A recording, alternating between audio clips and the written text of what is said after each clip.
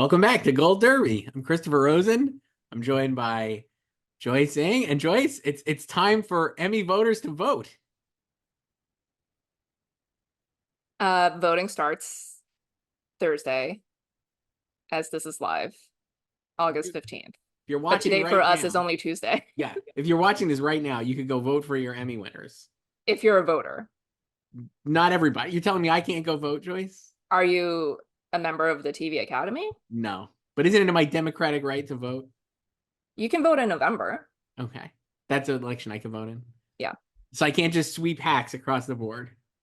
I mean, maybe you could cozy up to a member and try Hmm. to, vote with them. If you're a member I've out been I've there, been part of voting circles like that.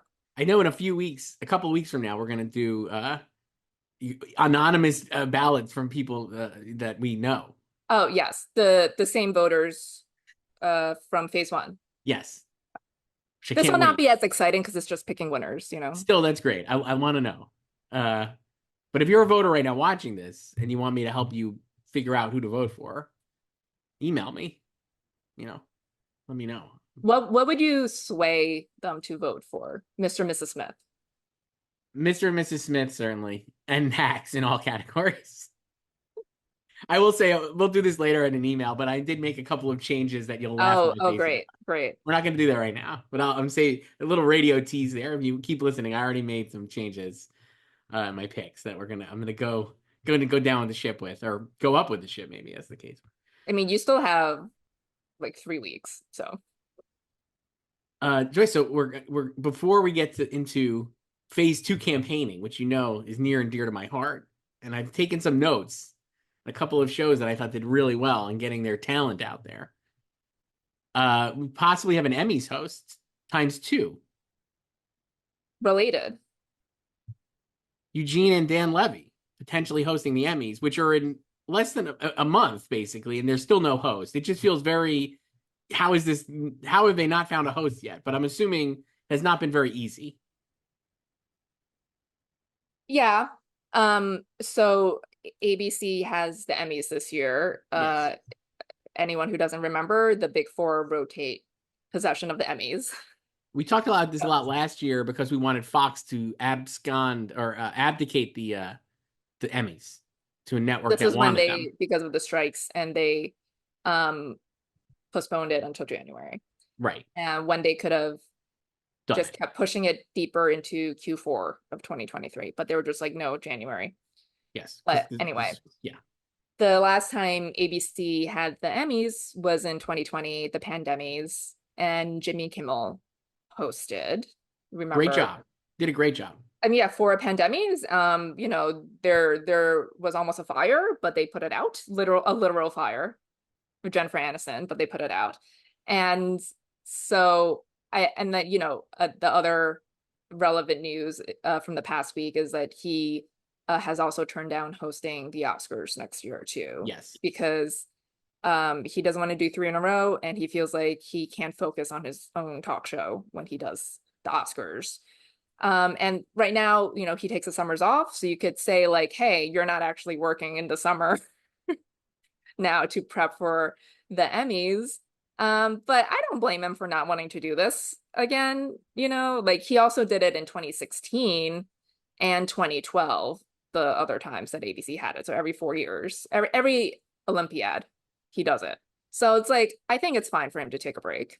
I I know I always think he does a great job hosting any of these Mhm. shows, but I know that's not a popular opinion online because people don't like Jimmy Kimmel on either side of the political spectrum, as it turns out. But I think he always does a fine job, and I agree with you. I think it's very funny that he's on like the Howard Stern. I'm going to take 4 months off every summer and then come back and do my show. But also, like, good for him. Who wants to work, He Joyce? has, That's the the biggest seniority and the takeaway. clout. Yeah, like he Yeah. started taking the summers off after his son was born Yes. because he had the heart condition and everything. So, I mean, I want to do that. Like, who doesn't want to do that? Who would not want to do that? Yeah. So good for him. So now we're left with no host yet for the Oscars. John Mulaney also turned them down. Mhm. And now trying to figure out who they're going to host the Emmys, and they're out to Eugene and Dan Levy, who have not. Shockingly, that was leaked, I guess, like last week, was it? Or it was like there are negotiations. They're still negotiating as of now, apparently, because no host has been announced. as of Tuesday morning on August 13th. But I gotta say, they would be great. I love both of those actors, and I think their father-son bit would be really fun myself. They've presented, since the shit sweep Yes. that same year in 2020, but they were in Canada Hmm. at that watch party. Yeah, I think they would be good. I have no uh preference at all. I don't really care who hosts anything. I don't care, but I will reserve the right to judge them harshly when they're bad. I mean, I think we will all judge the product, but Yeah. I don't have like wish lists of like, oh, so and so needs to host whatever. Like, I don't really care. Like But last year it was Anthony Anderson. I don't I'm think like, nobody remembers who, if you ask, I swear to God, if you ask people who hosted the Emmys this year or slash last year, but this year's show, I don't think people would remember it was Anthony Anderson. that was, a fine job. And, he had to vamp for a little bit at the end because they were running short. Hmm. So, A lot of people didn't come, right? Remember, there were not as many speeches, if I remember. well, Chris Storer had COVID. COVID, So, right? So he was and out. then the 2 years ago, it was on NBC. So Kenan Thompson did it also fine. Totally But, fine and unmemorable. No disrespect to the great and Keenan then Thompson. 3 years ago was Cedric the Entertainer on CBS. And he had that sing along to Biz Marquee to open, which was fun. Fun show. So yeah, they hosted great. They're in the ABC family now because of Only Murders for Eugene, and I think is Dan do anything with ABC or no? No, No. but Eugene's on Only He's Murders. So on Dan is on Netflix. true. New season of Only Murders comes back at the end of the month. Can't talk about it yet. No, the embargo lifts the day before it premieres. But that's no. I would just say one thing I would say about that. If you're worried about that, a sign of quality, I don't think that is. No, not at all. But I think it like at this point that show is review proof anyway. Yeah, And as we've always said, it's always funny and solid. Um, so I don't think it's also it dropped the embargo also lifts the day that Emmy voting closes too, and the show yeah. premieres the day after Emmy voting closes, Hmm. season 4. But again, I think we talked about this before. It's like they don't really care about like the lift No, anymore of no, dropping things like during voting or whatever. no. I will be curious to see when we talk. We'll talk about Only Murders, I guess, eventually. But I'm curious to see how this season 4 does in the Winter Awards and also next year, having been on later. I think that'll actually help that the season will go into like October, I mean, basically.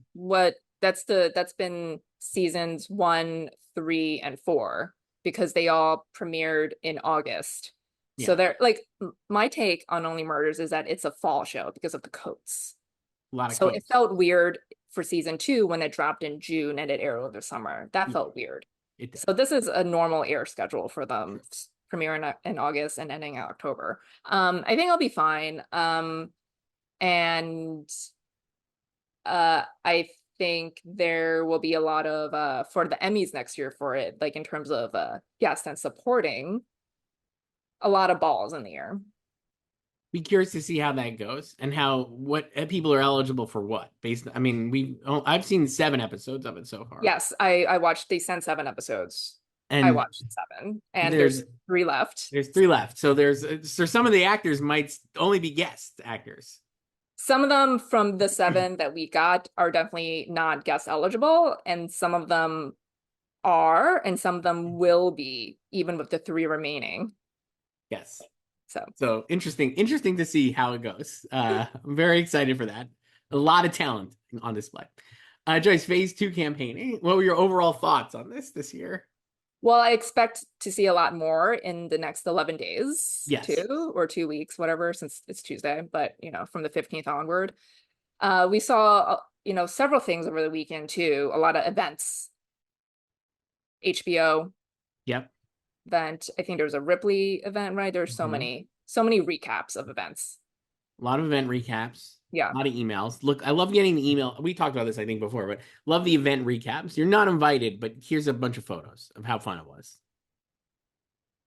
Yeah. I mean, sometimes it's helpful Yeah. just to see like, because they usually say like who was there. Not, I don't mean like the talent from the project, Right. guests, Yes. you know. Who'd you So, notice that were at these that would maybe be like influential? I mean, no one like super surprising, I don't No, think. I So, don't think so either. Uh, yeah, I mean, really, I think all the like, I guess I would say like, what is my take was like a lot of the shows that you would expect to do a lot have done a lot. so the one on, I think it was Sunday with HBO and Max, they trotted out Caitlin Olsen, Christopher Lloyd, and Hannah Einbinder. Yes. So they're still going all in on the Hannah train, obviously. And Caitlin and Chris were their only guest nominees too, Right. who, I think Chris probably has a better shot of winning than Caitlin, but Caitlin is like, I think a lot of people want her to win, you know. So on the Hacks beat here, I interviewed Christopher Lloyd like last And you week, already had him in first, so and it I was had him in perfect. first, and I'm like, he's out there. He's doing it. They're campaigning Chris Lloyd, and I think he can win very easily, like we've discussed. Yeah. And So and then Jean Smart is gonna be on Seth Meyers, I think mhm. Thursday. So she's coming back out. And she doesn't need to do a lot. No, she doesn't need to do anything really. The Bear folks, I mean, they're kind of never not around, but also like not as I don't. Do you feel like they're like as I don't think active? they need to do anything at Right. all. They didn't do anything. I mean, last year was the strikes, but Right. they didn't do any real like season two promo either Yep. before the actors strike last year. But I think they're fine. I mean, like Eben is shooting Fantastic Four Right. right now, Yeah. looking like Richie. Um, Yeah. so it's there's always pap shots of Jeremy somewhere. Love his Mets hat, the distressed Mets hat. Uh, I thought I've been impressed. Shogun, I feel like they've been doing a great job getting everybody out there. Shogun side of things. I feel like they've been consistent. They also FX also had a big Shogun party a Hmm. couple days ago too. But I don't think they're doing anything like extra, you know. No, I don't think they're doing extra, but I think they're doing it like a good job of keeping it in the convo and like reminding people why they love the show and the actors. They love doing they love like being immersive with their events, so Hmm. they continue to have the costume displays out. I hope Hero is fixing everything in these displays. Um Yeah, and who else has there been? Oh, I love the Maya Rudolph. She did an interview a couple days ago at this point about returning to SNL after, Biden dropped hmm. out and Kamala Harris is going to be the presumptive nominee, and how her phone was blowing up. A lot of Kendall Roy Roman She Roy said she memes. got a lot, like notifications from LeBron and Roman Roy checking his emails. Yes. Yeah. Love that as well. I feel like we'll like feel like she's gonna win at least one of these Emmys, right? Maybe more. Like clearly, like Yeah, she voice talked a lot character about getting voiceover. 4 nominations. Yeah, And she said the one for Lute was the most meaningful of course. for her because it's her first lead actress Yes, one. she So really I does don't love think she's Luke. not winning that one. No, she really does love the show though. Yes, as she should. Great So show. Uh, I think like, where do you think she is right now in guest actress? Like, I've always had her in third I think I might have moved her up to second. Let me look. in the last 2 weeks. Yes, I think I did because I was like, well, no, I think I have her in third because I still have Jamie Lee and then Kaylin Olsen and then her. I feel like she probably is in third overall, and I can look at that right now. Uh, if I hit the I right mean, button. what if she actually wins? So I Like, in guess the only reason we've talked about this is Jamie Lee Curtis like the slam dunk that everyone thinks she is to win. Jamie Lee out there, a lot of press, well, always doing a lot of also press. overlapping with Borderlands. which is also maybe not been great because it gave her the opportunity to like have to post this like not crass, but just seemingly unnecessary apology to the Marvel Institution for saying it's the bad face, which is a funny joke. And totally fine, and no one was really outraged except But for it's Marvel fanboys. the I think it's like with my take is that the It's problem just is like it's performative and you need to like clean up your messaging. it feels like with her the brand is like relentless positivity enthusiasm, and so if you dare to say something that's not in that very narrow window, then you risk being castigated and then have to apologize. And like you said, like no one was mad about it, but I It think was funny. to keep consistent with the brand that you've established, which is like Hollywood's number one cheerleader and biggest fan, you can't like make a joke like that. Yes, So like you have to streamline the messaging, clean it up. yeah. So And do you so it think was a lengthy apology to like Kevin Feige. do we think that I mean, we talked about this when we did our like creative arts picks. Like, is she like the guaranteed winner that everyone basically assumed? And will there be a surprise there? I still don't know if it would be Maya Rudolph. I still think it would be Caitlin Olsen just because I'm in the tank for hacks and like it makes most sense that she would win. But maybe it would be Maya Rudolph. I don't know. I mean, when Maya won this for the same thing, basically 4 years ago, it was right Mhm. after Kamala was announced as Joe's running mate on August 11th, 2020.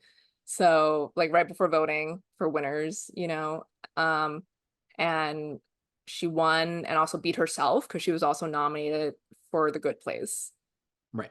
that year as well. And so I feel like she would have a better shot if Caitlyn weren't around. I'm looking at the odds Maybe. right now, and Jamie Lee Curtis in first, combined users and experts, 666. So maybe an ominous number. Then Caitlin Olsen, then Olivia Colman, and then Maya Rudolph. So the consensus is that this is not a race at all. Which has been the case since June 22nd, 2023. So maybe it is. One thing I've been trying to figure out in my picks is like, is the obvious thing. It's like, why even overthink? Why think it all? Like, it's just like these are going to be what they're going to be. So I'm obviously picking Jamie Lee Curtis to win, but maybe even spending a second of oxygen on it is not worth it.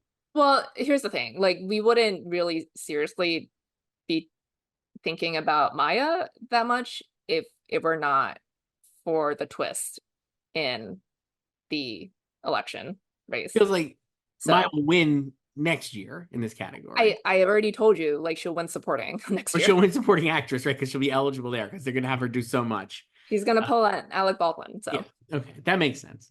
but One this other, year, yeah, like I don't, yeah, because I think like Caitlyn does have a lot of passion behind her too, yeah.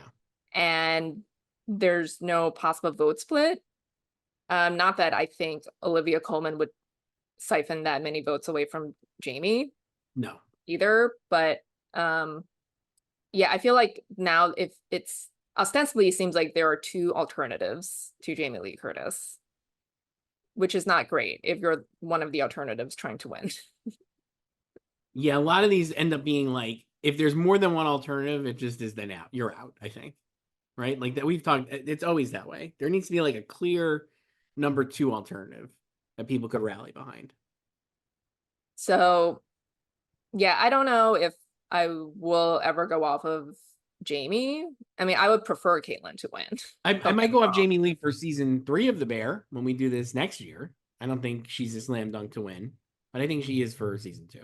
You could possibly predict an Only Murders person. I probably will. There's so many of them. And Yeah. I'll give you when we get to talk about that. I'll tell you off. One of them, I was like, this is my favorite. You maybe could guess, but I was like, one of the actresses. I was like absolutely howling laughing at everything they did. And that person would probably stay in this category and guess eligible. Yes. Yes. Uh, And then someone else who has not stepped off the gas in terms of campaigning, no matter how busy they are, Walton Goggins. no. He has been flying back and forth. Like from the White Lotus set in Thailand, which has, it's since over, but he did that in phase one. Now phase two, he does a lot of like Q&As. He was on Colbert last night, Monday night. So, but as we've said before, I don't think he'll win this year, but it's a great tee up for next year for the White Lotus. Do you think like we'll talk about that race a lot? That's like one of the real competitive ones still, right? Is drama actor. Are you anything new there for you in terms of like Well, today, Tuesday, the Slow Horses season 4 trailer dropped. it did? Mhm. People love slow horses. It's a great show. So season 4, coming up in 3 weeks, 2 weeks, and then they've already wrapped season 5. They're just pumping them out, man. So Just in terms of you mentioned Walton Goggins on Colbert. I get most of these emails. I'm sure you do. Like who's coming up on these shows. Just of note, Bowen Yang has been everywhere. I wanted to mention him everywhere. he's always been everywhere. Generating Yeah, now comedians so left many and right. aggregations about that asshole actor who made the cast cry I would love to know who it was. on SNL. Who do you think it is? I don't even know. It could be anybody from like the Yeah, last it could 6 be years. anybody. Anybody from the time, he's been on the show. So not like there's not a real bottled end there. Other thing to note is Thursday is the day voting opens. You're watching this right now on Thursday. You could go vote. Hiroyuki Sanada on Colbert on Thursday night. So they're just like kind of running that out. Everyone wants that slot on a late night talk show the day voting starts. It reminds me of how RDJ, Emily Blunt, and Kelly Murphy were on Jimmy Kimmel on February 22nd, the day that Oscar voting began for winners. So Yeah, I'll be curious to see where we go in that race. I think we both still have Hiroyuki Sanada, and both have talked about Gary Oldman. and Gary has also been out there, Yes, he you know, has. Q&As and stuff. Something else I also want to mention, SAG, they have, you could watch them all on YouTube. Like they have their Q&A panels with nominees of all these acting categories, and not everyone from each category participated in them. Like they've done this for, the SAG Awards too in the past. So you could go watch them all on YouTube, and you could see who made the time to do these and who didn't. I'm trying to look now. That's a good tease. What if I looked? You could just tell by the cover photos and Yeah. how many faces there are in. Hmm. One of them only had 3 Wow. people. They've been uploading these for like the past week and a half. So, and this is appealing to SAG voters. Not all SAG voters are Emmy voters, but this is also good, for when SAG voting starts later this year, if you're eligible for the SAG Awards next cycle. It's like lead actor in a drama. Hiroyuki Sanada, Idris Elba, Gary Oldman, and Walton Goggins. Where's Dominic West? Not there. Supporting actress in a comedy. Liza Colon-Zayas, Hannah Einbinder, and Janelle James. I do. There you go. Just 3. Supporting actor in a limited series. Robert Downey Jr., Lamorne Morris, Tom Goodman-Hill, Louis Pullman, and then I can't make out these other 2. Who is it? Let's see. Jonathan Bailey? Hang on. Did he? I don't No, remember. it's John Hawkes and Jonathan Bailey. Yeah. Yeah. Yeah, because those are the only ones. Yeah. Obviously Treat Williams is not there. I talked to Tom Goodman-Hill last week, and he mentioned how he was happy that he did not do any press, like when the show premiered and exploded, and like no campaigning in the spring. So now he's doing press. We also talked about not the kind of how do you promote that performance carefully. I mean, I think it's the character who's repulsive, Darian. I think you can talk about the performance, but I think like maybe people behind the scenes have cold feet about it. It's funny because obviously they're going all in on the 4th episode, and that's his episode. Yes. Right, and what he submitted. He's also in the finale, but for like 5 minutes. But this is like his big episode. So actually talk a lot about the making of that episode with his participation, you know? A couple other ones I just wanted to flag here. These are from 11 days ago. Supporting actor in a comedy, Joyce, here at SAG. Bowen Yang, who at this point I think would come to a local store opening, right? Like in terms of press.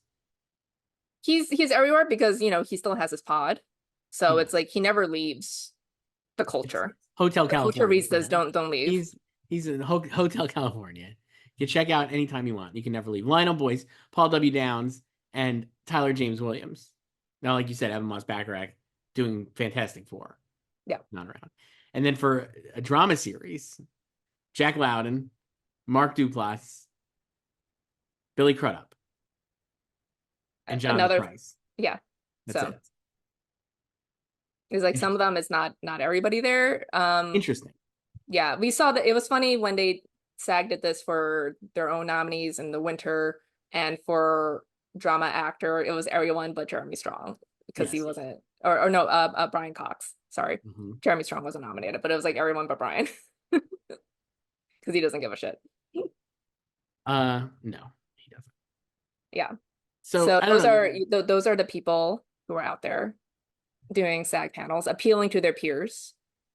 How much weight do you think we know like with the Oscars, I feel like it's very obvious, like how much weight the actors branch holds, right, in general. But how much weight does the actors in the TV Academy? How much does it matter, just overall, in terms of what the actors really like?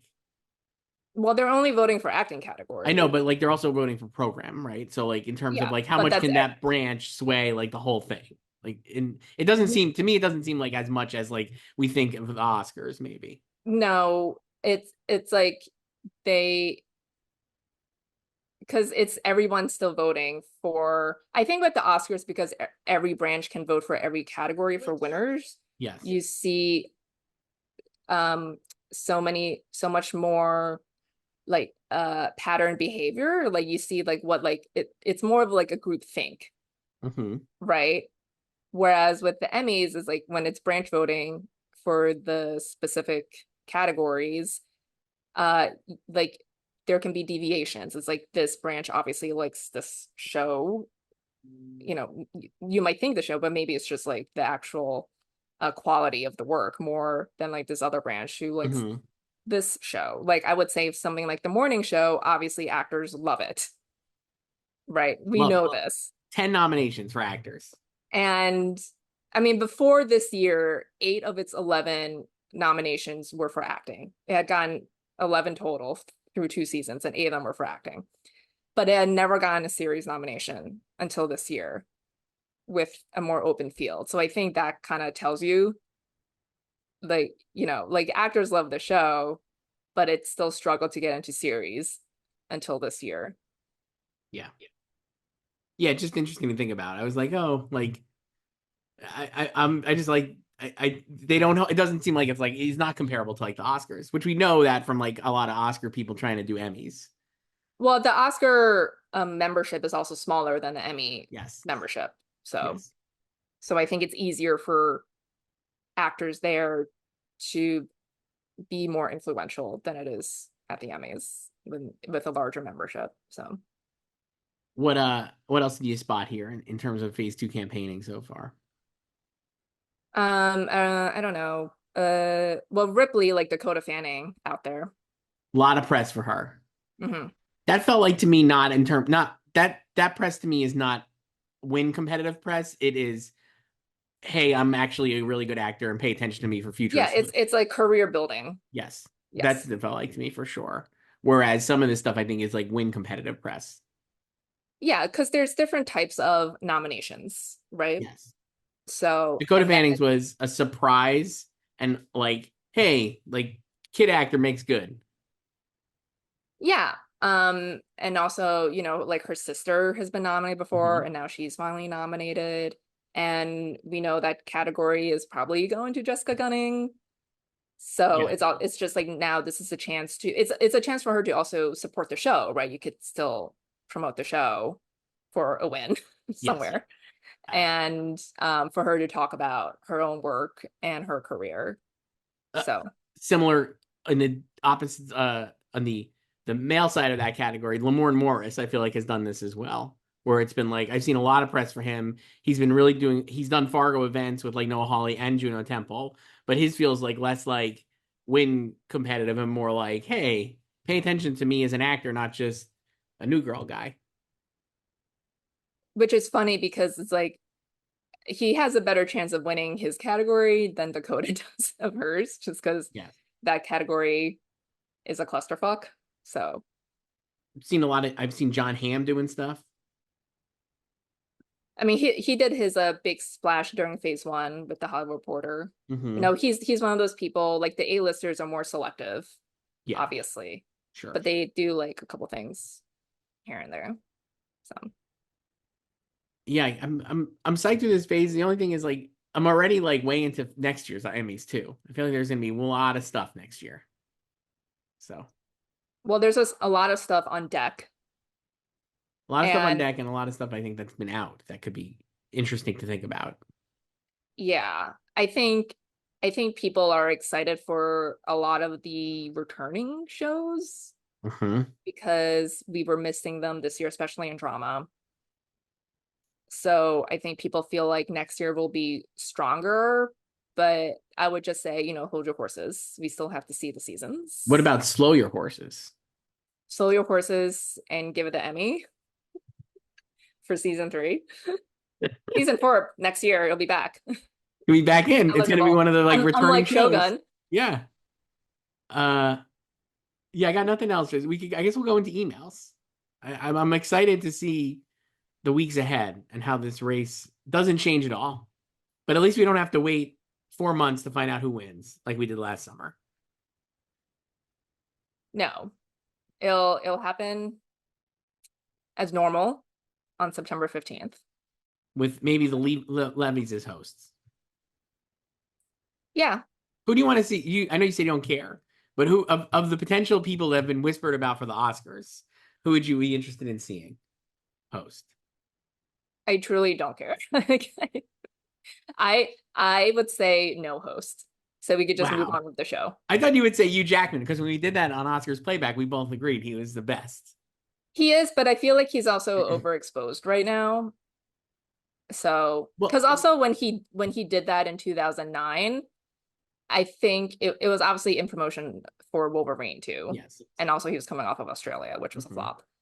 But I think that was like the right level of like presence in the culture for him to do it. And it was also still more of like a surprise Right. to people. And I don't know, maybe it'll feel differently in 5 months, but it just feels like so oversaturated right now with Deadpool and Wolverine, and it ends with us. The one thing I would say is that in all of those, he's not really done anything alone. You know what I mean? It's No, all been no, but it's paired with just like, Ryan.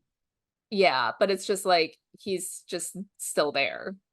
Like how we've You know, always talked about, like people need yeah. to go away. We talked about this on Oscars playback many a time. We love when people go away. Yeah, go away. You cannot have a surprise, aha, I'm so glad to see you moment if you're never gone.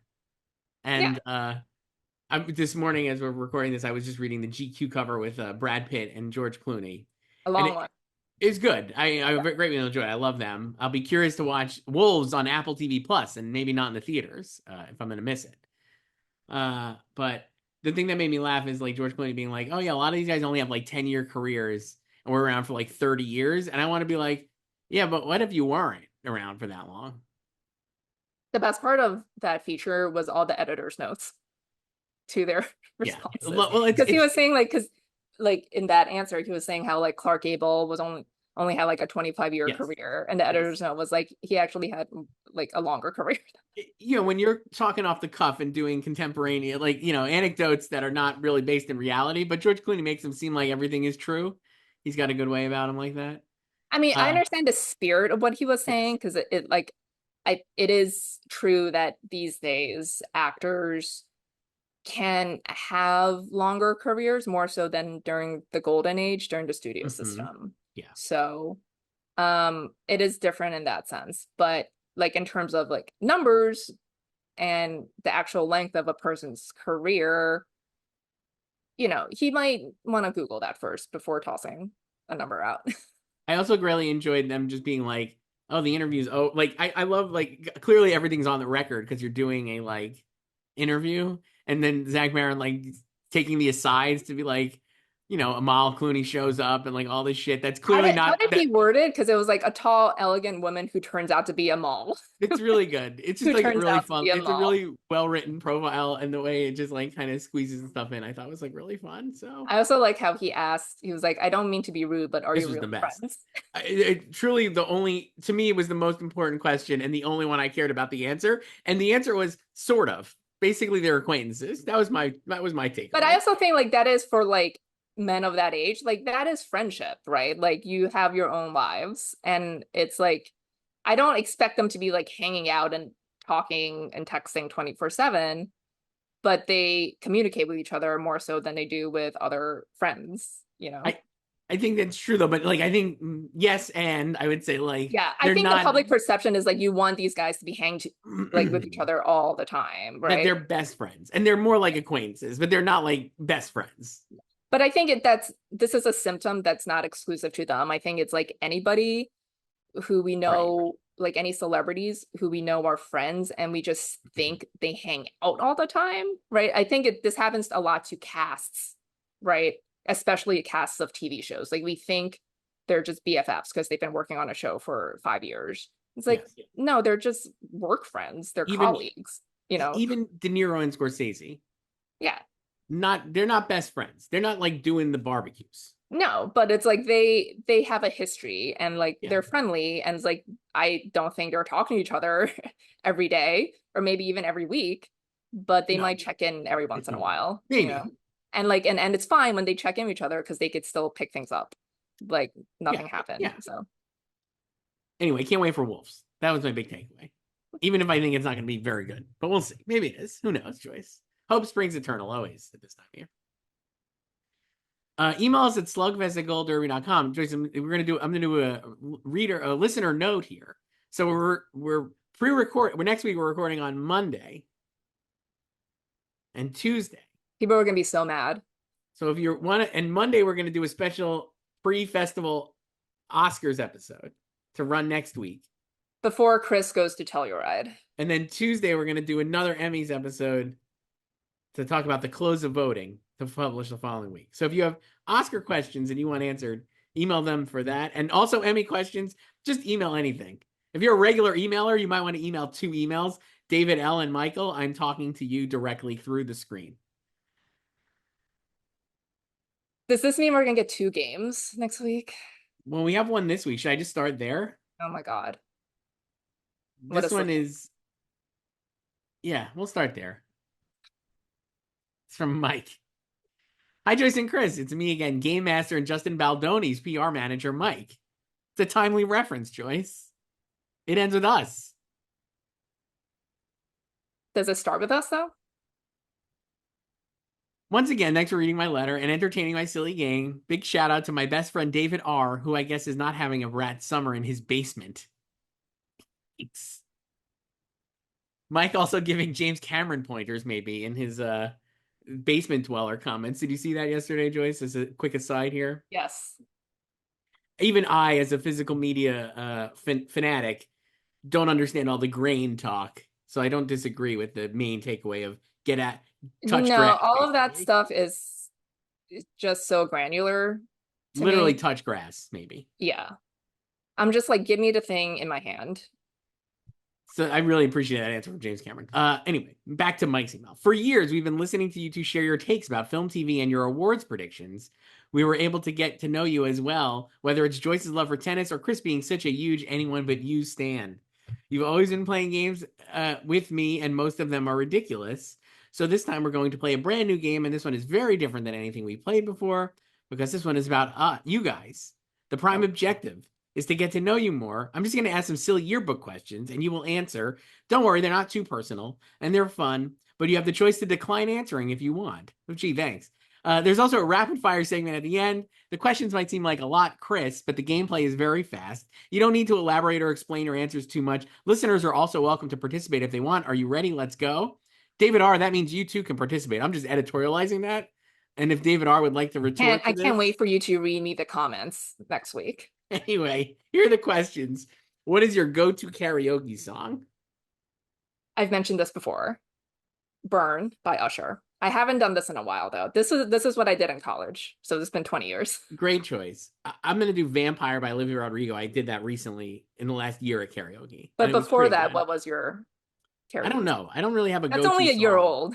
My biggest problem with karaoke is I like it, and then I am like have decision paralysis, and I actually can't think of what song would be good because I'm always like, what can I sing? Not much. What do I know? A decent amount more, and then what will the room like, and like what will I like compared to the room, and then you don't want to pick like some shit that's gonna kill the room if you're doing it like not in like a like I've done karaoke in like a bar where it's like anybody's there. If you're in a private room, I think it's a little different. Yeah, all the karaoke I've done has been in a private room. I Yeah. usually just I do it with groups. Yeah. If you're with a group, I think, in a friend group, even if it's like only like George and Brad level friends, not like best friends, I think it's Yeah, okay. no, I've done that. I did karaoke with one of our mutual friends, Oh, and she picked, this was like 10 years ago now, but we did Backstreet Boys. that's a good one. What about So, Lose Yourself? oh, I can definitely do Lose I'm sure Yourself. you could. I Absolutely. feel like you'd be all over I that. don't think I've ever done any Eminem though. Wow. If we ever do a Gold Derby karaoke, which will never happen, you should do Lose Yourself. It would be great. Okay. Next question from Mike was, what is the first movie you watched in a theater? I don't know that because I've asked my parents and they don't remember. So We've talked about this on Oscars Playback. I think mine would either have been Muppets Take Manhattan or Transformers the movie, maybe, or Return of the Jedi. Probably Return of the Jedi because that was first in terms of release. okay. I really don't know mine because my parents have no Yeah, recall of this. I would assume it's probably something from like 90 or 91. right. I don't know, maybe like The Little Mermaid. I was gonna say, like, what could it be? I did see it when it was re-released in 97 in Hmm, theaters. I went on Christmas okay, in 97. that counts. Mhm. Lights on or lights off when you're watching a movie at home.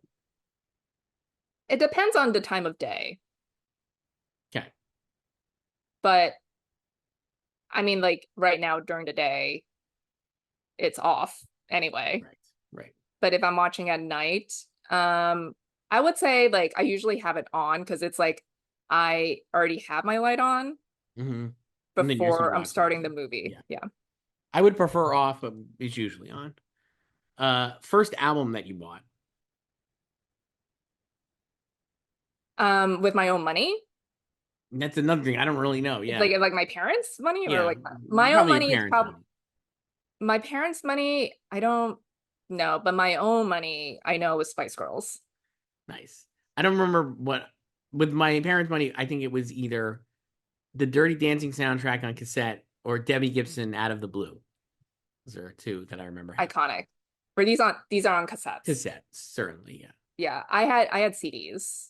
Sure. So, yeah. Joyce, would you rather win an Oscar, Pulitzer Prize, or an Olympic medal? Oh, Olympic Okay. medal. Yeah. I'd take an Oscar. It'd be pretty good.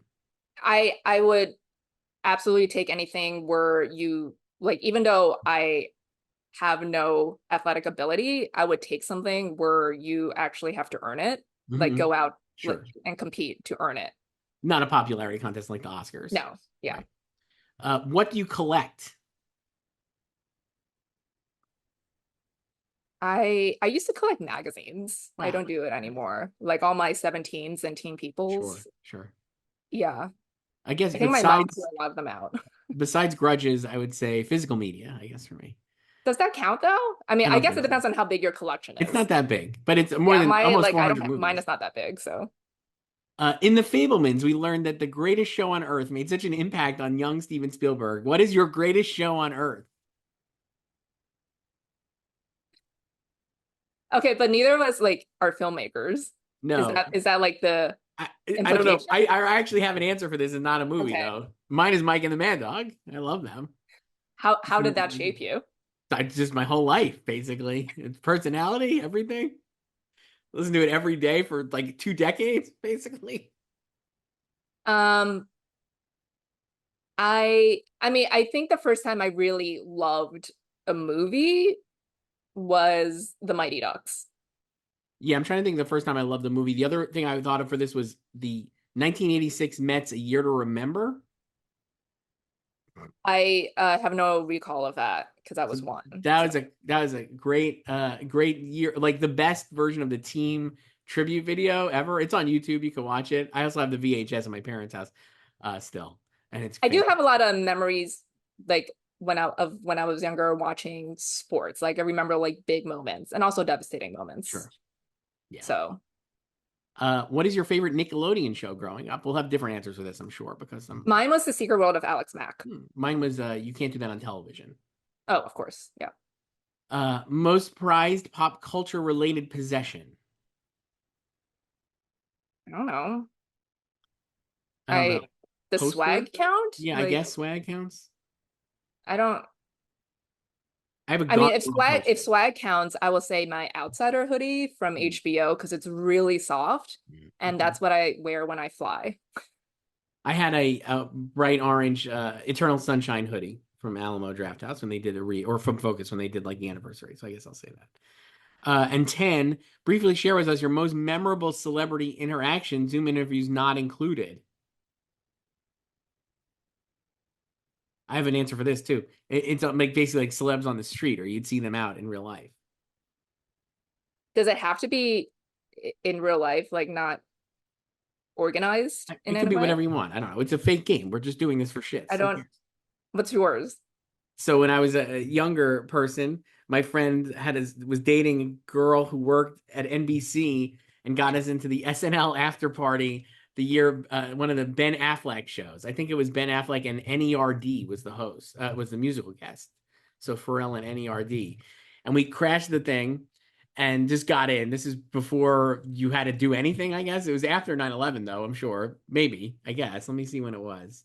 Uh 2004. So it was after 9/11 before like people cared about these things. Anyway, we crashed the party and it was so fun. And I got Ben Affleck right there. And we took a picture of him and I was like, "You were the bomb in Phantoms." And he was like, "You're the first person to say that to me, Dick." Like kidding, because obviously he must have gotten that a lot at that time because it was from Jay and Silent Bob Strike Back. It's a great moment. I have the picture still. Me and Ben Affleck and my buddy. Is it blown up and framed somewhere? No, it's like probably in the basement somewhere. Hopefully not lost forever. Um, I hmm, I don't know. I mean, I have voicemails from Angela Lansbury, um, because she called me back to because I was collecting like celebrity reactions Mm-hmm. to um I think it was Tom Bosley's death, right? Yeah. Mm. And then she, instead of her rep just like emailing me a statement, she called me back to my office line after I had already left. So I heard it the next morning. So that's not really an interaction, but I did call her back at her number and we talked. That's good. So I did talk to her and like had an interview. So I had that was I don't know, does that count? Yeah. I mean, Anything I've counts. never crashed a party like that, but I think like the celebrity interactions I enjoy the most is when the celeb is just completely normal, which I will Hmm. say is most of these people. Like they don't want to be treated like they're special, right? So I've like I because I usually interact with celebrities like around work. So whether it's like in person, like in a studio or like even at a party, like I've had like interesting conversations with like Michaela Watkins about tennis. I was thinking Like like so non like work events. Like a few years ago, I went. This is years, maybe even almost 10 years ago now. Who knows? I went to Toronto for with EW, and we had like EW always used to have a party there, and Ben Stiller was there. I forget what movie he was promoting, but he was there with something, and I just talked to him, and it was so like I think he has a prickly reputation, Joyce. But I'll tell you what, I've great just chatting with him about anything, like just totally normal, talking to him like he yeah, was like a regular dude. We had a great time. I love Ben Stiller. He was so nice. yeah. I talked to Paget Brewster once at a CBS party, like first officially because this was at a TCA party, and first officially because I needed quotes from her about Criminal Minds, Hmm. one of my faves. And then we were just after that, like I stopped recording, we were just like chatting for another like 15 minutes. so about nothing, like nothing work related. So I would say like in general, those are my favored Yeah. celebrity interactions. All right, now we have rapid fire questions. These are just like either or. I think these will be pretty quick. This is still from Mike. We're still on this first goddamn email. NSYNC or Backstreet Boys? Backstreet. Hmm. I think I would agree. Backstreet's back. All right. Sydney Sweeney or Julia Sweeney? Abstain. I don't care. Sydney Sweeney for me. Keanu Reeves or Olivia Reeves? I actually don't even know who that is, Joyce. Oh, she just won a gold medal. I'll say Keanu. Okay. Same. Because I don't know who the other person was. Noah Wiley or Noah Hawley? Wiley all the Noah way. Wiley, clearly. Gene Smart or Billie Jean King? Um, Billie Jean. Oh, I would say Gene Smart. You would. Today on Twitter, I just have somebody reposted her Babylon monologue to Brad, and I was like, "Man, that movie fucking rules." And Gene Smart's great. Just love Gene Smart. Tom Ripley or Ellen Ripley? I understand that reference. Um, well, Which which Tom Tom Ripley? Ripley? That's the question. Did you see those quotes from Matt Damon about like how Yes, he doesn't know if he wants to watch? yes, Yeah. yes. He could say Ripley. he doesn't have to watch it. He doesn't, yeah, no. Uh, I'll say Ellen, I guess. I think I would too. Slow Horses or Seabiscuit? Slow horses. Yeah. Colleen Hoover or Colleen from Accounts?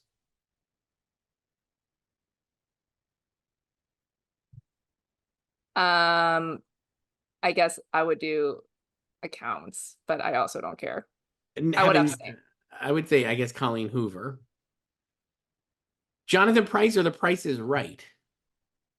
Jonathan Price. I don't watch The Price is Right. I would take The Price is Right, though. The years of entertainment, I don't watch anymore, but sorry, Jonathan Price. Do a showcase showdown, and then maybe we could talk. There we go. Baby Reindeer or Rudolph the Red-Nosed Reindeer? Um, the song or like Mm, the animation? whatever you like. I'm I'll do automatically, Rudolph. yeah, Rudolph all the way. Anyway, that is all. I hope it was fun. Thanks and have a great day. That's from Mike. So, Mike, 2 emails for next week. We'll not read them both on the same day. Next email here, emailed us at slugfest@golddiver.com is from Sarah, who writes, "Hi, Joyce and Chris. Another listener brought up House of the Dragon season 2 and how, quote, underwhelming it was. But I'm here to be the House of the Dragon's defense attorney because not only did I love the season, but it was my favorite season of television this year. There Wow. were some things here and there that I didn't like about the finale for sure, but overall I thought it was great. People are just mad they didn't see the dragons battling every episode, and or because the characters don't fit into their headcanons that are based on the book counterparts.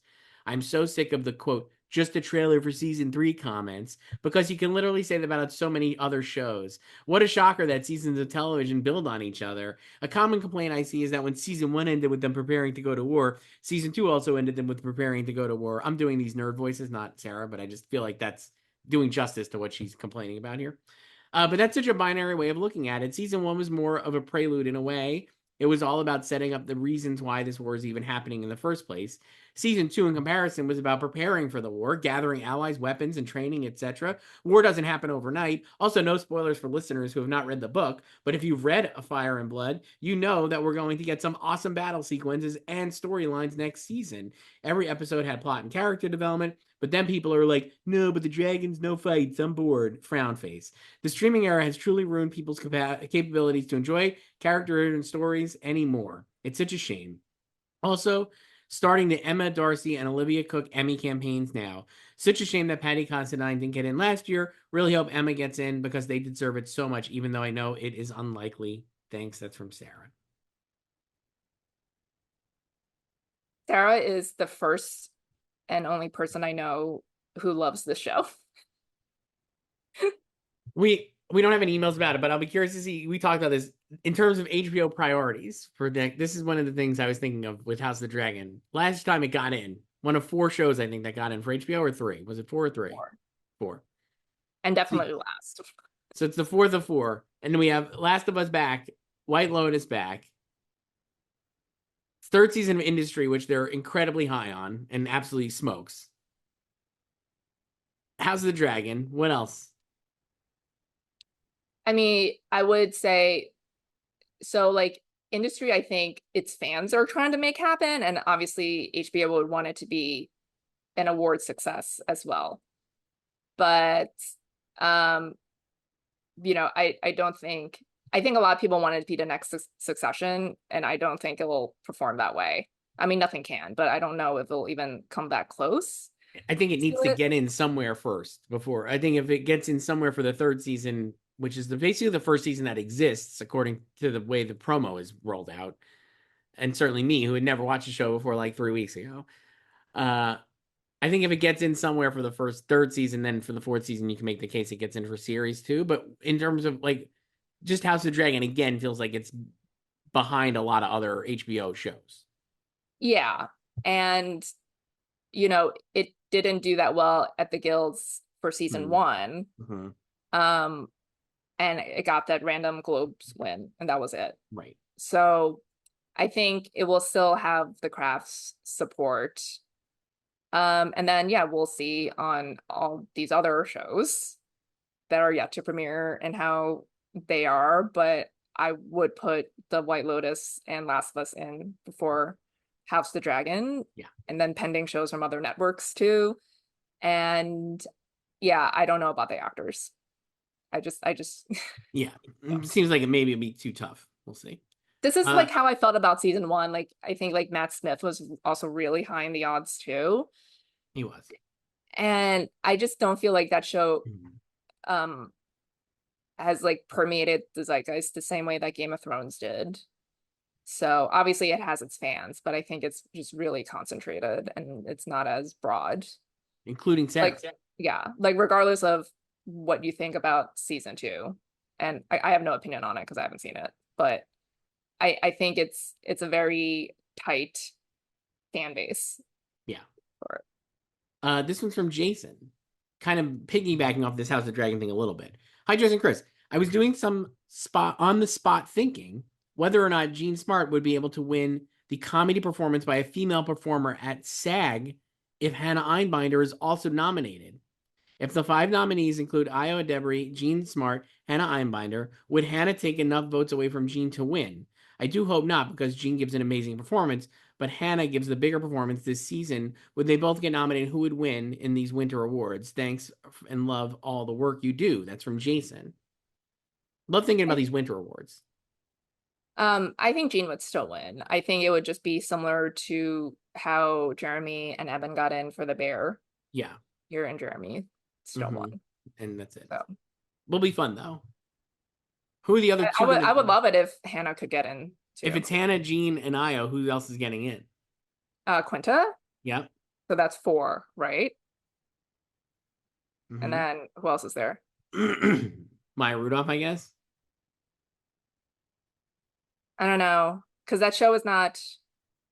I think they'll really need to get in their Apple would really need to get in their faces for because Wednesday, I Maya think. Maya is an Emmys thing, not a SAGs What thing. about Jenna Ortega for Wednesday season 2? Um, if it premieres, I think it's going to premiere in October. I thought they said so. When that it's yeah. eligible in for SAG, So, one of the big Netflix shows. That would be my pick there. um, but like I think Gene will just win that. This is like, I Mhm. mean, I had Gene winning for season two when everyone had Quinta Brunson. I'm like, Right. they're gonna go back to Yeah. Gene. Yeah. So This one is from Alex. Hi, Joyce and Chris. Curious of your thoughts on Elsbeth. I've been working my way through the first season over the past week. I know a lot of folks were hope dicting Carrie Preston to snag a nomination for drama actress, but I think it could have done even better. I wonder if part of the difficulty in breaking into the drama series race is just how much it borders on comedy. Frankly, I find it funnier than a show like The Bear. I even find it to be just as funny as Only Murders, and Only Murders almost feels like more like a drama series. And I hope it can find a stronger footing in future seasons. Aside from Carrie, I'm somewhat amazed it couldn't get some guest actor actress nominations. Jane Krakowski, Jesse Tyler Ferguson, Retta, Blair Underwood, Gina Gershon, Keegan Michael Key, Arian Moayed. I haven't even watched the finale yet, but I'm sure Laura Benanti and Andre DeShields deliver too as a theater lover. Most of these folks are previous winners or nominees. What do you think prevented the show from breaking through? Much love. That's from Alex. because it's on CBS. So let me ask you this. This is why I read this one and was excited about it. I was like, is it just, have we lost, is there any network show that's just a solely network show, I guess outside of like Abbott, that is going to ever do like anything with the Emmys again? Yeah, I think it can happen. I mean, we just came off of This Is Us, but I think Elsbeth needs to reach that threshold Okay. to pull it off first. I think it's like similar to House of Dragon too, like it has this diehard fan base, right? Yeah. It's like most of them are just Good Wife stans Right. too. Um, so I think, yeah, and like I think they did campaign it a lot in phase one. They did a lot of social media stuff Big time. with Carrie Preston too. So they definitely tried. I mean, who knows how close it was? Like maybe it was just out. I don't know.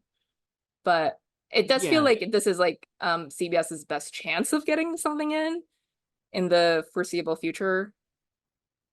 Both You know, these but I shows, I feel like, I think of this show and Ghosts similarly, is that I think if they were elsewhere, they would gotten in. If they were on like a streamer, like if it was either one of these were on Netflix, they would definitely have gotten in to me. But we're talking yeah, about like Ghost is I think that. another similar one where it's like people want this to do well and want it to get Yeah. in, but it's not, it didn't explode No. that big, you know? Hmm. So it's harder for it to get in, and I feel like the ship has probably passed Yeah. for it. I mean, there's still time for Elsbeth. This is Maybe just his next first next season. season. Who knows? Depends in So the field, too. yeah, and if like it breaks out even more somehow, Yeah. I don't know. This one's from Guillermo. Hi guys, it's been a long time since I wrote you. Sorry about that. Haven't missed an episode though. Well, thanks for being a loyal listener and viewer, Guillermo. I mean, you could write a little more, but it's good. It's good. Fine.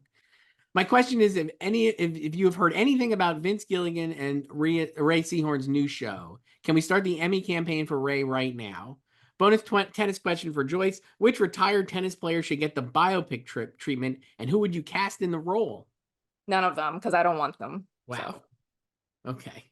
Damn. they never do like tennis right, so I don't want like more. What about Andrew Garfield as Pete Sampras?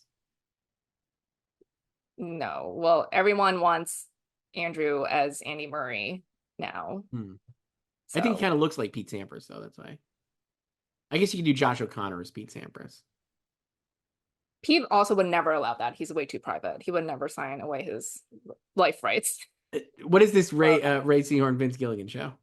They announced that ages ago. I think it's still shooting in New Mexico. They're going back to stomping grounds. I think the name has changed. It was called like Vicario or something. I know nothing about it. I don't know anything besides that they're filming it. Okay. So, This but one, yeah. Emmy campaign for Ray, sure. I'll tell you who I think if you watch. Yeah, I know you don't watch it. Industry season 3, Sarah Goldberg absolutely rules, and would be really. You should get on the Emmy. Get I on the Sarah can't. So Goldberg. I told you this offline, but I watched Industry season one as it aired. I Yes. finished the whole season and I just could not get into it. So I watched the pilot a long time ago and then just also couldn't get into it. And then I was like, well, everybody's talking about it, so I might as well. And so I watched the first season and I was like, this is really good. And the second season is better. And the third season so far is great. I think it's like, I mean, the lot, like the definitely like the pitch is like Euphoria meets Succession, but I also think it's a lot more like a soapy Gossip Girl thing. There's like, it's like very soapy. Yeah, and that's why you like it. I'm Yeah, I not think that's invested. exactly why I like it. It's Yeah. very, very like heightened. And Sarah Goldberg is great though in this third season. She's so good. I never watched season two because after season one, I was like, I watched this was 4 years ago, literally. Like I Mhm. watched this whole thing and I'm like, I gave it a shot and I can't do it. I will say the one reason I thought you might like it is because it is the most hilariously cynical show, which I know we love. It just is like I mean, every I don't hate it. I'm just not in yeah, love with yeah, it. It yeah, was like I think the show is fine. So yeah. I'm like way in on it. It's really good. This from David L. Like I said, long email here from David L. Hi Joyce and Chris. It's gritty comic book fan movie David L.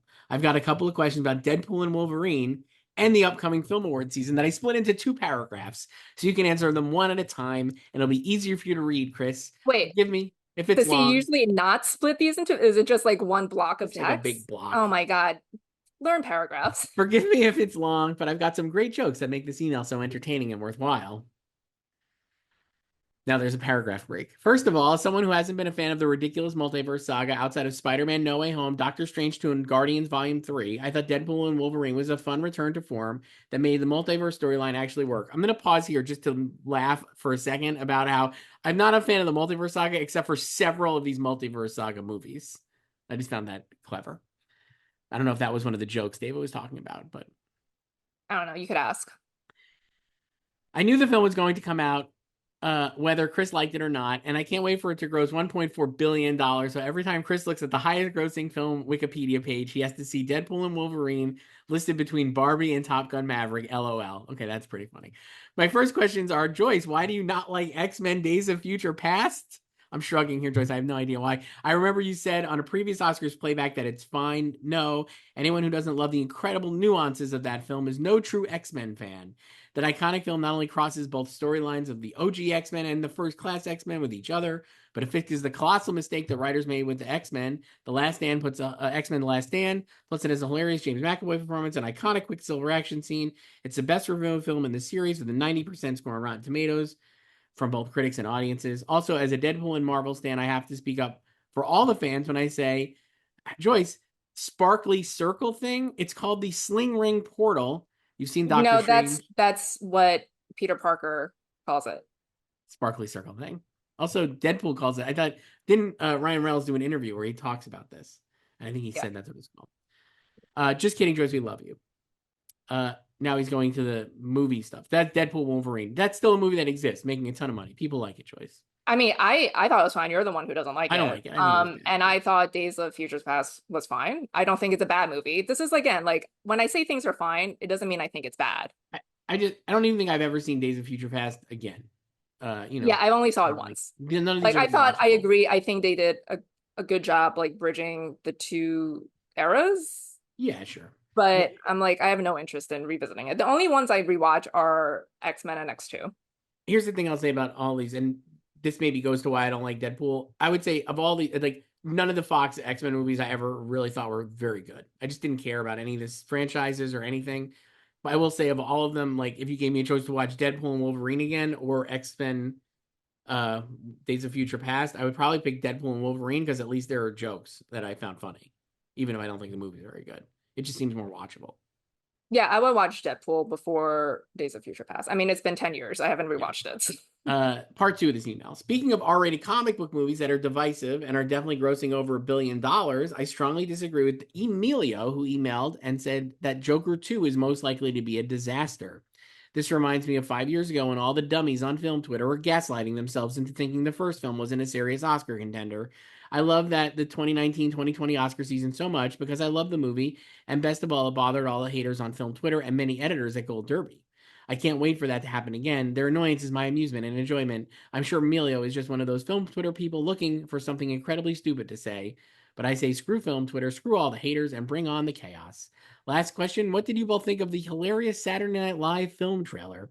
I've never been more excited to see a Jason Reitman film before. I thought Gabriel LaBelle wasn't doing the Lorne Michaels voice very well, but the fact that Nicholas Braun is playing both Jim Henson and Andy Kaufman is so hilarious by itself. If the reviews are good, I could see this getting in at the Globes and maybe a SAG ensemble.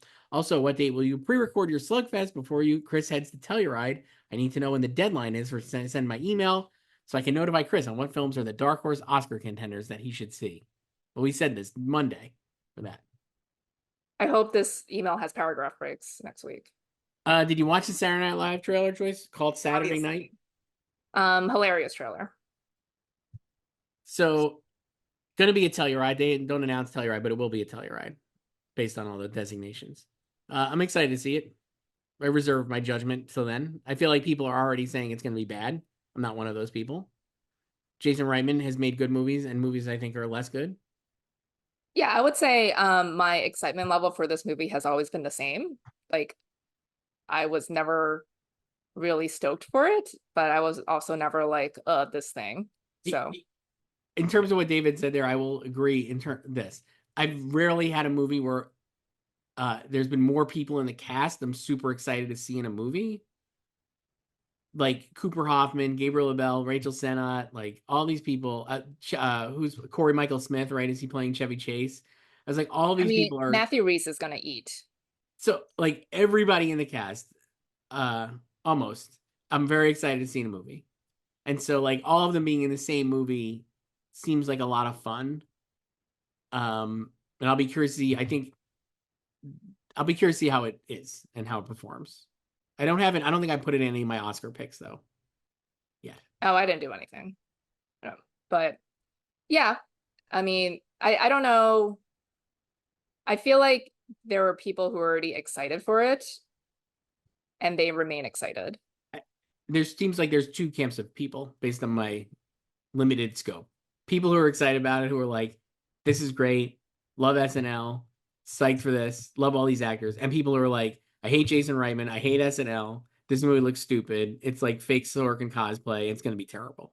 And so when you see the reviews, the people who probably thought it was going to be terrible are probably going to be like, "It was terrible." The people who thought it was going to be good are going to be like, "It was great." There you go. I think for me, it helps that I have absolutely no attachment to SNL. Like, I don't, I don't watch it. Like, so I don't really What was like your? it's not Did you gonna ever turn. watch it? Did you ever watch it? I've never seen an actual live full episode, Huh? like 90 minutes. I've never seen because I have watched it from 11:35 or 11:30, I guess, on Saturdays and onward, and I usually turn it off after Weekend Update. So I've never seen a full 90-minute live episode. Mine were my years were not these early years, obviously. Not even into the 80s. Mine was like 94 to like 2004. Yeah, I was like late 90s, early Yeah, 2000s. that was So like my run. And I haven't yeah. really watched it in full in years, Yeah, obviously. like I see the sketches online Yeah. nowadays, but I don't watch the episodes. So This one's from Gabriel Joyce, and I actually alluded to this email earlier as a tease for me for your changing changes, changing some picks. Hi, Joyce and Chris. At the time of writing this, the trailer for Saturday Night just dropped. I'm not a big SNL guy, but this looks like a blast. I'm especially excited to see Gabriel Abel in another lead role, as he was fantastic in The Fablemans. If the reception is good, it'll be interesting to see if the film can fend off its bigger budgeted competitors in the below the line categories. The drama races at the Emmys this year could end up being underwhelming if Shogun sweeps, which got me thinking. If season one of The Last of Us was competing this year, how would the above the line category shake out? Let's say it knocks out Three Body Problem for series, Idris Elba for actor, Carrie Coon for actress, Winning Time for directing, and Fallout for writing. In this scenario, who do you think would win in those categories? I think most people would still lean Shogun because it's not a genre show, but given how well it performed in a competitive year, I believe Last of Us would have prevailed in series, actor, and writing, with directing and actress being competitive races. There's more here, but do you want to pause here to take that part? like if Last of Us would have won, If it was this year, I think Pedro Pascal would have absolutely won Best Actor, I think Pedro would have won, but I don't know if it would anything else. and only because he won Directing, SAG.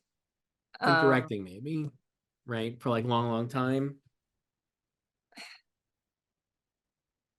um, Or writing, I I guess, think for a I long would win. time. It would win writing before Okay. directing. I don't, So and I think so that feels right. Continuing at Gabriel's email, I just finished watching House of the Dragon season one for the first time. I enjoyed it overall, but the time jump in episode six really threw me. I felt like I was watching a different show and couldn't keep track of all the kids and the new relationships. Eventually, I adjusted to it, and I'm currently on season two, but I understand better why the show received no acting nominations last year, since the screen times of two major characters are cleanly split between two people, and some characters don't make it till the end of the season. I am, however, kind of shocked that I missed for main title design. It's the kind of lavishly animated title sequence they usually go for, not to mention Game of Thrones won twice. I do hope it makes it in next year as season two has a brand new title sequence featuring a dynamic display of gorgeous tapestries. Just, I'm going to keep that in my head for a year from now when we have to worry about Creative Arts Emmys. okay, but also like last year they took a lot of shit for just using the Game of Thrones theme too. I know it's a different category, but people were very annoyed by that.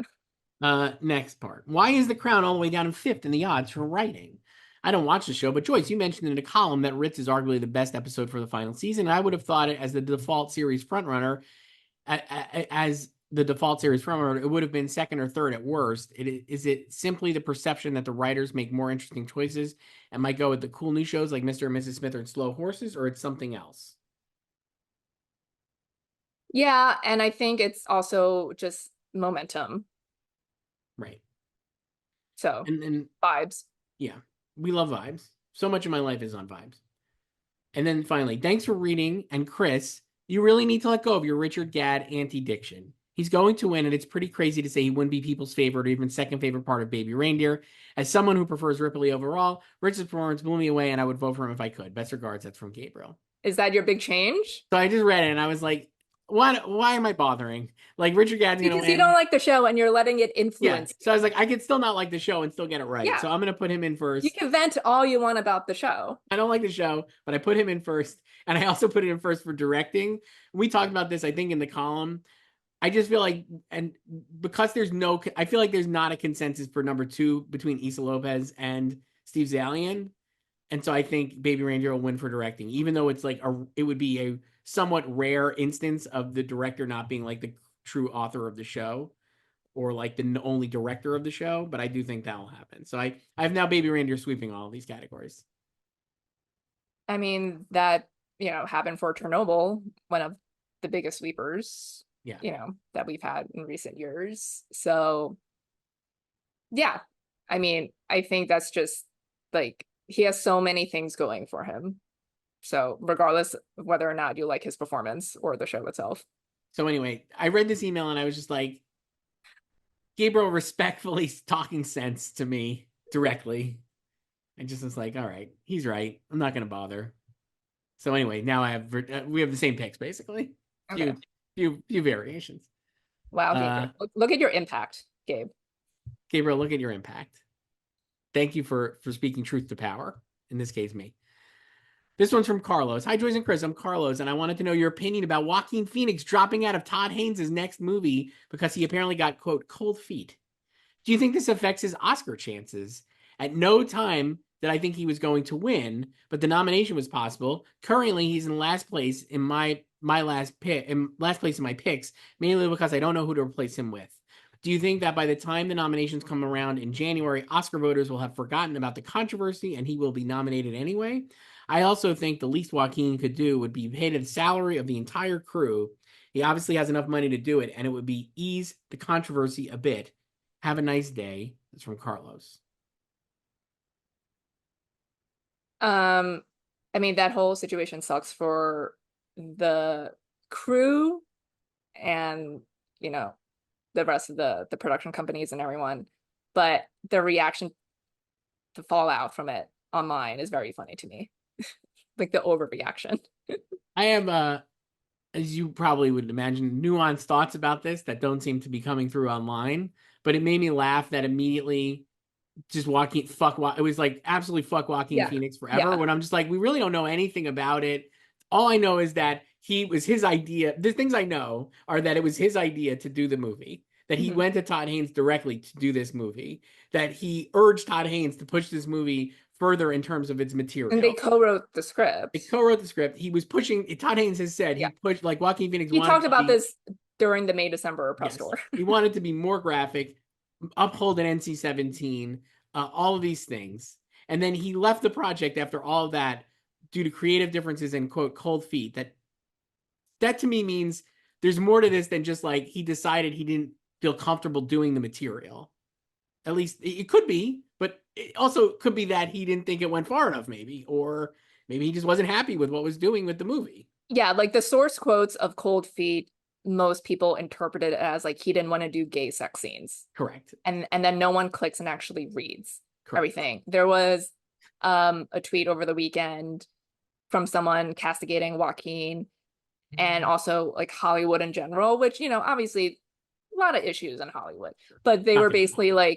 like, this is just more proof that Hollywood would rather like kill a movie than recast if it's not a straight white actor, like straight white famous actor playing it, when they could just recast. Like this is the problem of all the studios. Like they should be casting like gay actors, and it was like this long thing. And then it's like, no, it's like this person assumed that like he dropped out because it was gay content. And also they thought this was a studio picture. It's like, that's not what happened here. And even like Christine Valchon, who's the producer, replied and was like, we were never a studio film. It- This is an indie film. right. And like they don't have that luxury of waiting around and like icing a production to do a recast, right? Like there were investors in this movie because of Joaquin's name. It was sold on his name.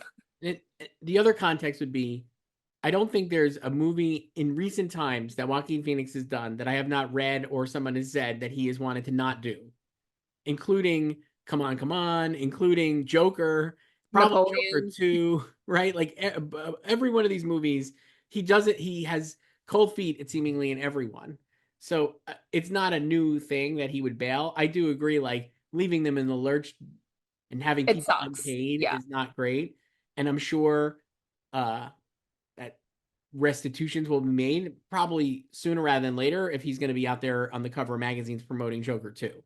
So, and I'm sure they don't want to like have this be the only thing being talked about in terms of that. Yeah. And then it's yeah, like no one knows anything about what happened here, but a lot of assumptions are being made about it. And also the other thing is like he's not only does he have a reputation for, half bailing on projects, but also for having a difficult reputation, right? Like that's his thing.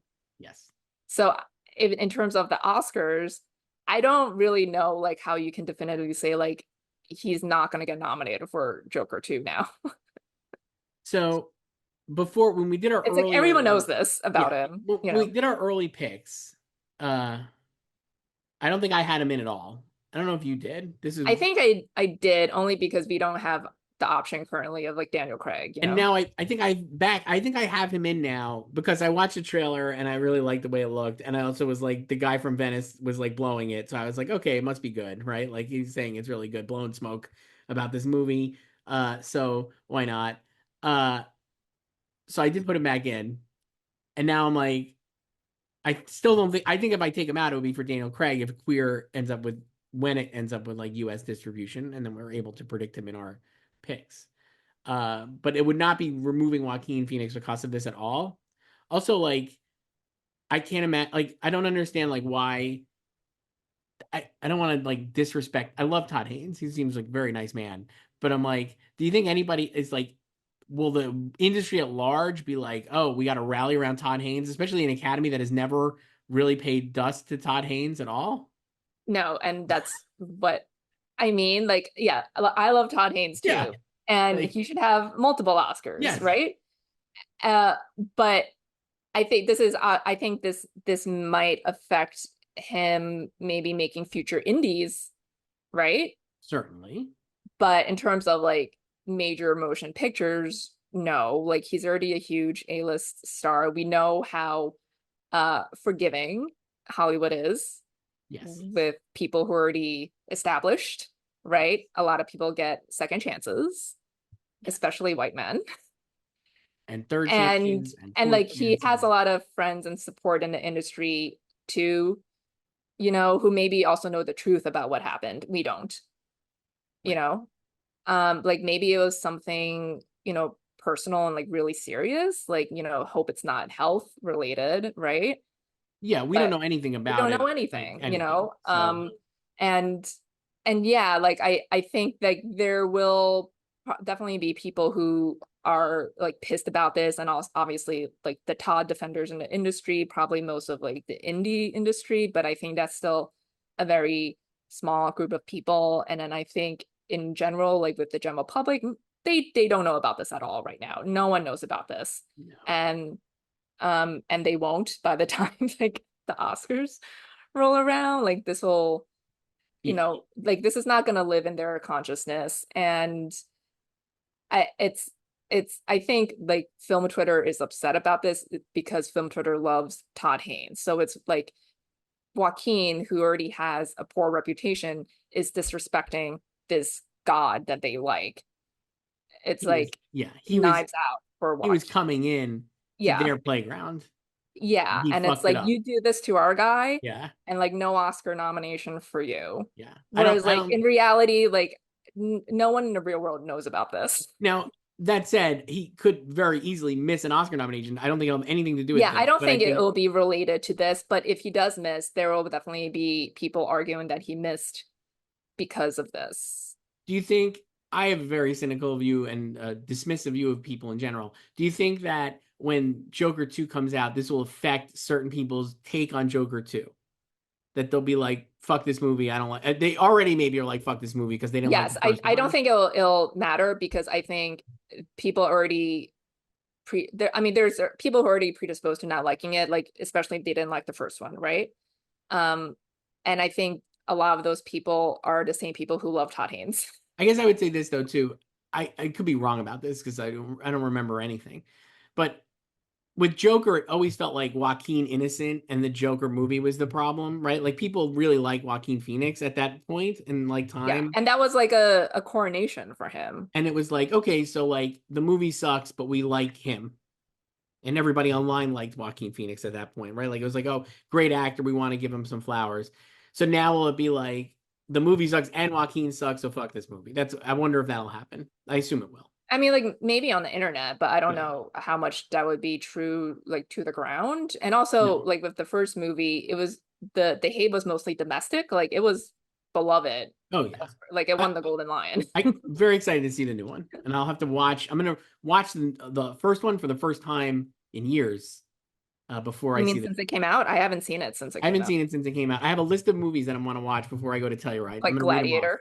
You're gonna Gladiator, rewatch which all the first movies of these sequels. here's what I'm gonna. I got here's the list I have that I have to watch: Gladiator, Joker, Red Rocket. I want to watch again before I see Anora. I want to rewatch Furiosa and Dune Part Two. I have to still see Sing Sing, which I'm gonna try to see this week so we can talk about it next week when we do our picks, Joyce. Still haven't seen that one. Uh, and then Fancy Dance. Gotta watch that on Apple. Dee Dee. And then I was gonna watch Back to Black because I love Marissa Abela from Industry, who in a week's time became my favorite actress, and I have to see this other movie that she did. So there you go. That's my list. Wow. Couple of Olympics emails, Joyce. Save these for the end. They're over. I know you're so sad. It's really hard. This one's from Mallory. Hi, Joyce. I loved watching the Olympics this year, and I am seeing a lot of people share the same sentiment. Were these actually the best we've seen in a very long time, or do we just forget what the Olympics were supposed to be like after two lackluster events during COVID? You have to admit that the Paris backdrops were stunning. Thanks. That's from Mallory. They were absolutely stunning, and it's gonna be such a whiplash in LA in 4 years. So I was thinking, I don't even care about the Olympics, as you know, or I'm not as much of an avid follower. Well, I respect the game, but I was thinking that too. I'm like, all I think about LA is like smog and dust, and I'm like, Yes, Paris has and the then like Eiffel Tower. Like, yeah, they had beach volleyball beneath the Eiffel yeah, Tower. that was Fencing was in cool. the Grand Palais. I'm like, what's LA gonna look like? Just like burnt out, like Like our the LA torch would just be wildfires in the background. I mean, also yesterday, there was an earthquake in South Pasadena, and I'm like, imagine that happens in 4 years, like during gymnastics. um, not great. but I think yes, this was a really great games. And I think some of the reception is also recency bias because we're on such a high from it Mhm. having just concluded. And yeah, obviously Tokyo and Beijing were hit by COVID, so not the same. But I think what is also boosting these positive thoughts about Paris is, at least in America, like the ease of access because of Peacock. Right. Because NBC has finally embraced like sports should not be tape delayed. Like everyone should have access to all these events that are happening concurrently. There was Hmm. literally a stream for every single event Hmm. that was happening every single day. They had Gold Zone, which was a huge success, which just highlighted medal rounds or medal matches. It was a great, the It was best great. TV They had watching multi-view, experience. Yeah. yeah. And so I think that really helped because it's like the user could pick what they want to watch and they never have to think about when is something going to air. Like they just need to know when that event is happening in real time. And like I think back to like like 12, 14 years ago when like the Olympics were tape delayed. And then like NBC wouldn't show any, like for like Vancouver, for example, the Winter Olympics in 2010. That's on the West Coast. And they would tape delay like everything and like show it in prime time, and they wouldn't, there was no streaming then, really, but they could have aired stuff during the daytime and they didn't. So you can only find results online, basically. So it's like they wanted to keep it a secret that like Lindsey Vonn won. And it's like, no, we've known she won at like 2 p.m. like Eastern time, but they want to save until 8 p.m. Eastern. And it's like, that's not how sports work. You can't spoiler proof sports results. No, it's impossible. So, and like now, like here, like Paris is 6 hours ahead of East Coast, but they still, they have live broadcasts on NBC at like 2 p.m. in the afternoon here. So you could watch swimming and track and field and like everything on NBC. Those were like marquee events. And then you still had it in prime time when they curated it. So I think that helps too. So that it was a huge success for Peacock. Fantastic. A great streamer that I've watched a lot of kids' movies on, including Migration recently. And home of your Minions. Love the Minions. No bad Minions movies. No bad Despicable Me. No bad Mission Impossibles. No bad Minions. They're all. I also love, did you all see good. that huge long breakup letter tweet from Paramount to Tom Cruise on Yeah, Sunday? just that was just being That cucked was so by. sweaty. Oh, awful. Oh my Also, God. like, I can't take credit for this. I think Matt Bellany said it too, and I saw people online tweeting it. But I'm like, the biggest flop in the history of marketing is not having a Mission Impossible 8 teaser available like now to Well, they broke capitalize. up. It's like, I'm like, you can't even just do a title treatment. It doesn't have to do anything. It just be like, next summer, Tom Cruise is back in the final Mission Impossible or whatever they're gonna say. Total fail. Last one here, Joyce. This one is from another journalist and disappointed sports fan. so not judgmental sports fan. Not judgmental sports fan, not judgmental TV fan. Was that one? Yes. Not a journalist, where we've had a journalist ones as well, I feel like. So this journalist is not the previous This journalist. is another anonymous person Okay. Who is disappointed. with a screen grab that I'll have to read to you. Great. I guess I'll read the screen grab first, or no, I'll read the email and then I'll read the screen grab. Hot on the heels of father-in-law gate over at ET. Apparently, someone at E now thinks Michaela Skinner was on the Michaela. gold medal winning Olympics team in Rio.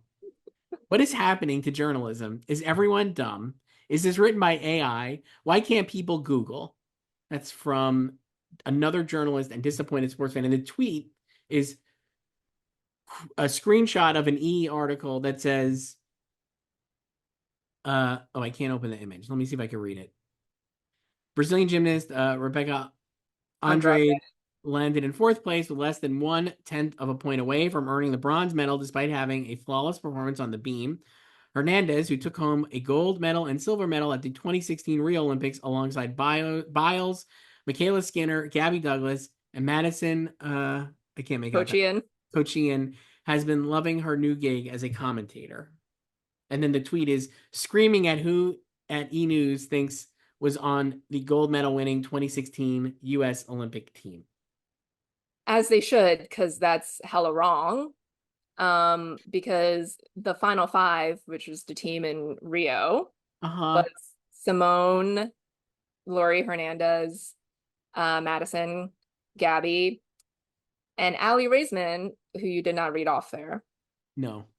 So, and they included Michaela Skinner, who is part of another gymnastics controversy, but she was an alternate for that team. Right. So was it written by AI? Maybe, but I could also see humans doing this because they can't be trusted either. Another journalist and disappointed sports fan writes, is everyone dumb? And the answer to that is clearly yes. Yeah. So, I also love when like mainstream media try to sport. yeah, that's always fun. Or Yeah. entertainment media tries to Yeah, sport. especially like Or People Magazine. politic. Yeah. Stick to the entertainment And like stuff. this, like in this case, it's just you're looking up the names of the 5 people who are on this team, easily Googleable. Yeah. What are you going to do, Joyce? Just be disappointed in everybody as usual. I guess that's what we have to do. Yeah. That's our burden. But not disappointed in our listeners and the emailers. We have like multiple feuds going on now. I literally can't even keep up with all the This is like aliases. feud season 3 and 4. The amount of aliases and the amount of feuds we have going on are crazy. So email us all your feuds and aliases at slugfest@golder.com. We'll do Oscars next week. So we're taking a break from Emmys. But also email us Emmy stuff because we're going to do 2 episodes next week and post them later. Yeah, the Emmy episode will run after voting Yes. closes. So Yes. we'll have anonymous ballots. And if you're a voter, thanks for watching and make good choices. If you want to share your ballot with us, share an anonymous ballot, email. We'll not read anything until after the voting closes. come up with an alias and yeah. Anything you want, we're here. All right, Joyce. I'll talk to you next week then. This was fun. Bye.